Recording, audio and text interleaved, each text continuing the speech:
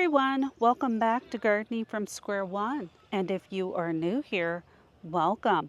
So this property was a blank slate with nothing but nature's hand at play.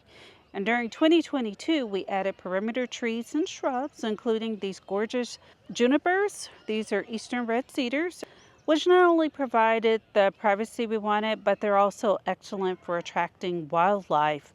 And so from 2023 to 2024, plants were added to the middle part of this bed, and this spring I began adding plants to the front.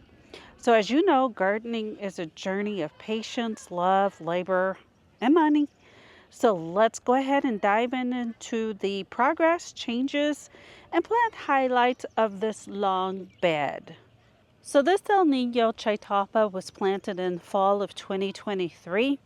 And this zone 6 to 9 beauty is a carefree, rapid grower, and it's already reached 7 to 8 feet. We didn't cut it back, so what you're seeing is its natural growth habit and potential. Now this hybrid thrives in dry conditions and attracts pollinators with its beautiful blooms. I have Beyond Midnight Caryopteris and a drift around it. And over to the right, you'll find Busybee Vitex, which boasts fragrant purple flowers that draws bees from far and wide and contributes to a healthier ecosystem. So this Beyond Midnight Caryopteris is hardy down to zone 5, and it was planted last year. So this stunning shrub features deep blue flowers offering vital nectar for butterflies. Its leaves are aromatic. These plants are known for their deer and rabbit resistance. So it's a great choice for us gardeners that have to deal with that. This plant can handle full sun and part sun, plus it will become drought tolerant as it establishes. You're going to want to water the new plant well and then gradually increase time between waterings. And be sure not to plant it in your lying spots or other poorly draining areas because soggy soil can cause it to rot. Typically, this Caryopteris shrub needs no fertilizer, but you could top dress it with compost if you were inclined. So this pink butterfly bush, it's such a beauty. Look at the gorgeous pink blooms. It will become about 2 feet in height and 2 feet in width, and it is at the front of my bed. It was just planted about a month ago, believe it or not. And it not only looks gorgeous, but it also attracts butterflies like a magnet. It is drought tolerant once established and has fragrant blooms. Everything in the front of this border will grow from about 12 inches to about 24 inches in height. Mystic Spires Salvia is one of my favorite salvia. You guys have probably heard me say that many times, but it performs so well in full and part sun here. And even though it's rated down to zone 7, it can be highly intolerant of those low temperatures. In my climate, sometimes the winter temperatures can briefly dip down to that which is lower than our zone. So it's really important to make sure that this plant is mulched going into the coldest temperatures of winter. It has intense purple flowers that attract hummingbirds, making it a garden favorite. Blue Fortune Agastache has gorgeous lavender blue bottle brush spikes of blooms. It is an absolute pollinator magnet. Most of my plants, including this one, were 1-gallon plants added last summer. And I cut these plants back down to about 2 inches or so just in February. And look at it now. So this plant grows in zones 5 through 10 in full and part sun, where I must admit it performs better in full sun even in my hot 8B climate. Rockin' Round Pride and Joy Sedum was added last month, you all. This tough, low-maintenance sedum will burst into soft pink blooms in just a few weeks. Now, sedums are excellent at storing water, making them ideal for low-maintenance gardens, and they are incredibly resilient in diverse weather conditions. I am so excited about this plant due to the texture it adds, its toughness, and low maintenance.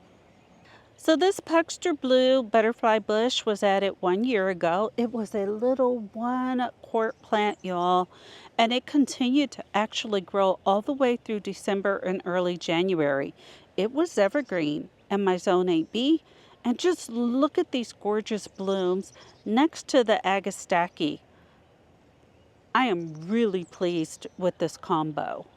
Next is Denim and Lace Russian Sage. This plant is really showcasing its beauty. Russian sage is well known for its stunning aromatic foliage and vibrant blue or purple blooms. Last year it didn't look so great, but it's definitely coming into its own going into year 2.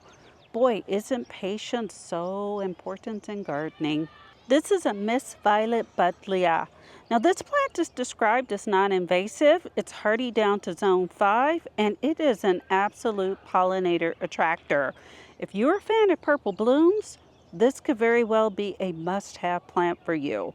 After adding my first Miss Violet Buddleia and seeing these gorgeous blooms, I quickly purchased additional plants. It will become about 5 to 6 feet in height and about 5 to 6 feet in width. Our Vitex are having a stellar spring and will bloom until late fall, attracting all sorts of pollinators and adding a beautiful splash of color to the landscape. Catawba Crape Myrtle will have purple blooms until fall. This was a 3-gallon plant that we added 2 years ago. I have yet to notice the beautiful autumn colored leaves that some crepe myrtles have, but this tree will become 10 to 15 feet in height and it's not mature. It does have some weedy vine growing through it that I thought was pretty, so I let it remain temporarily. So this is Cat's Meow Nepeta. These plants were added last month and they are new to my back garden as I grow this plant in my front bed. And speaking of front beds, I am so excited to finally have removed some of my front side lawn. Even with Bermuda, lawns require so much water and maintenance. I'm happy to remove any lawn where it is feasible. So stay tuned for these changes and very likely my upcoming seed growing adventures. Okay, so back to the Nepeta. These were added here for their beauty, low maintenance, and deer resistant. They are hardy down to zones 3 or 4. It is known for attracting beneficial insects, and it also fits in nicely with other plants, making it an excellent companion plant.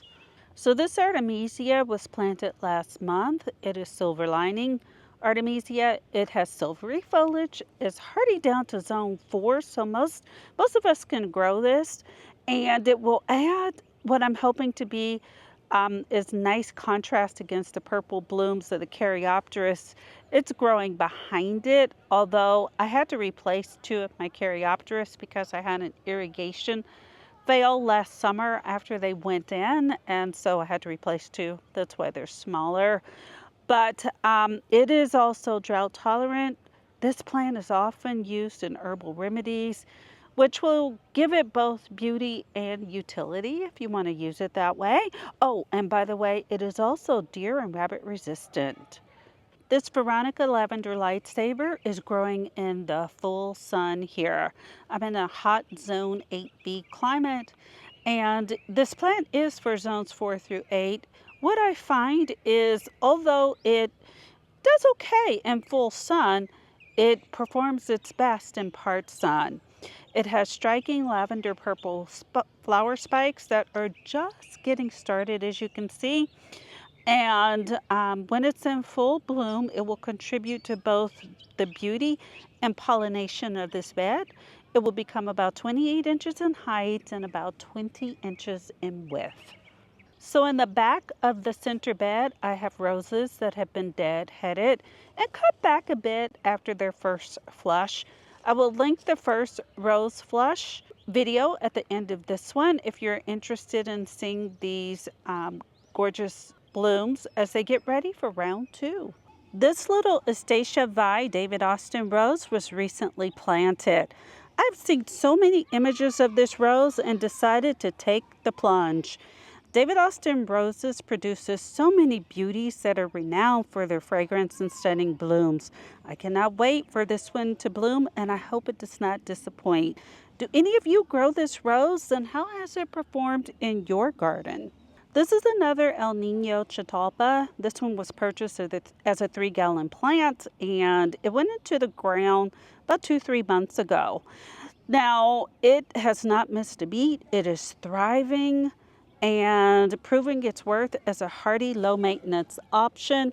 It is also about to have gorgeous, fragrant blooms. Sage Advice Russian Sage is another gorgeous Russian sage. The blooms skew towards lavender, and the foliage is more of a straight mid-green versus that of many other Russian sage, which have blue-green foliage. The growth habit on this variety is a bit more structured. These two were planted a month ago too. They were tiny little quart plants. I also grow these in my formal or west bed, and you'll see larger versions of those in bloom during that tour. Well, that is it for this spring tour of the long bed. Please add any questions or comments below. Please do not forget to click like, subscribe, or notifications. Thanks for watching, and I hope you have a great day in your garden. Bye.